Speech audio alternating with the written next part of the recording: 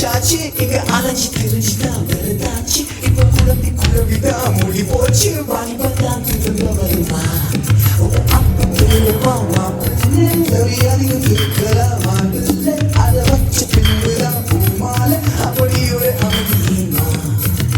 இப்பவே கரைச்சலம் பண்ணா மிக்கலாம் செலவென்றி மன பெண்ணா அப்புறம் அவஸ்தைகள் கிடையாது அப்பனின் சேமிப்பு கரையாது